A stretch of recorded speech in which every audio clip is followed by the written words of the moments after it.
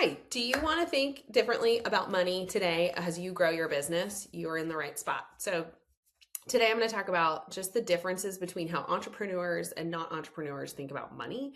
I was thinking about it yesterday and I was like, yes, I've come a long way in how I think about money and how I think about revenue and spending money in the way you want or whatever you're thinking about. So, I wanted to record this quick video just kind of get you thinking differently. And if you're stuck growing your business, there are so many reasons, right? It's not this one size fits all. There's probably 55 different factors as you think about growing your business that can impact whether it grows or stalls or however it impacts. But I've seen, one of the ways that people can get really comfortable in selling is this money mindset. So stick with me if you want to hear about it. I am Natalie with Finance Fight Club, and I'm happy to see you here today.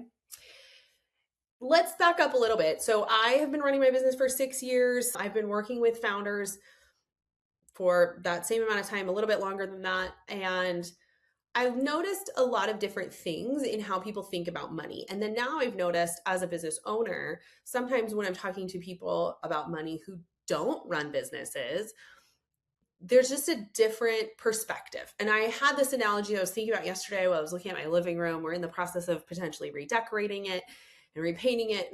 And it occurred to me that I just have such a different view of how I want to spend my money or how I want to think about saving money or generating money. Now, if you have been a W-2 employee your whole life and you're watching this video and you're like, yeah, whatever, this is really for entrepreneurs.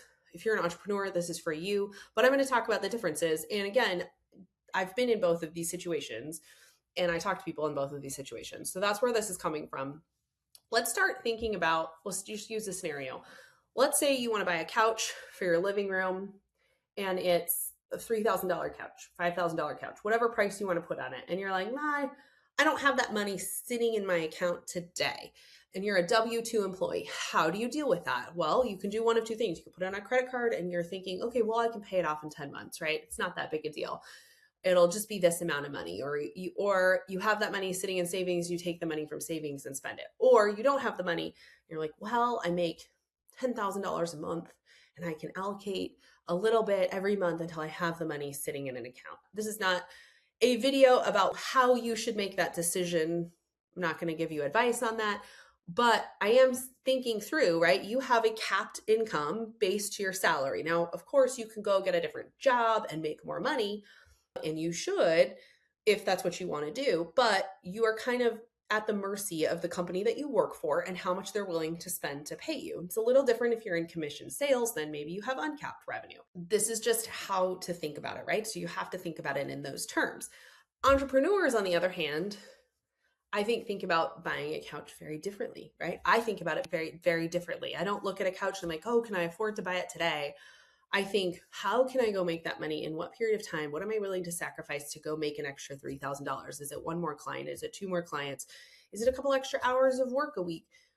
What does it look like in order for me to make that? It's really, I think of our money as untapped. Now, I don't have unlimited resources. I am not a billionaire. I'm not a millionaire. But I know that if I wanted to go do something, I could make it happen. I just have to put in the time and effort to go make it happen. I'm not sitting here thinking, okay, well, I'm going to get a 3% raise next year, so I can do this or that. To me, it's a matter of what am I willing to sacrifice for how long in order to do the thing that I want to do.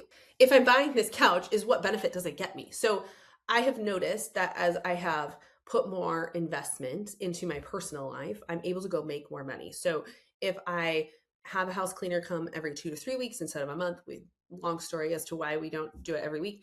I'm like, oh, the house is cleaner is one less thing I have to take care of. So it's not about that cost going out. It's about the investment in, okay, well, I'm not spending my time doing this thing that drains me. I'm able to spend my time doing something else. And it's very similar about how I think about our living space or our living room or anything that I'm going to go spend money on. I think very carefully on, is this going to drive revenue for my business? And I will break it down into anything, right? It's like, okay, this makes my life easier. So I can take this and then go make more money. Or like we're, looking at our house and making it organized and functional because it alleviates stress and it makes our lives calmer for my husband and I, for our kids. And then I'm able to go put my energy somewhere else. I'm not drained when I walk in. So I can easily justify that spending $3,000 on a couch is an investment that will make back very quickly. Depending on how I want to spend it, it's not the point of the conversation. But I think to recap, entrepreneurs just think so differently about money. The dollars that they spend, they put them to work. It's not just, okay, I have this money and now what do I want to buy? It's, I have this money and how do I want to spend it on an investment in the future? Do I care about the living room or do I care about other things? And I think that's just really important. And I've seen a lot of entrepreneurs, myself included, really struggle. I don't think I really kind of got there until very recently. And I'm not going to go into all the psychology as to why or how you were raised or all these things, but I do think there's a very big difference in W-2 kind of fixed income. They're not really fixed incomes, but a person that is getting a paycheck set at that paycheck versus an entrepreneur who is like, I could just figure out tomorrow a different business model and it would all be okay. There's a certain level of freedom that comes with it. Now they're willing to take on different risks. So it's not there's no morality to assign to either of these. It's just is how they think about it. And I've noticed a big difference. And I talk to people and how they think about spending money.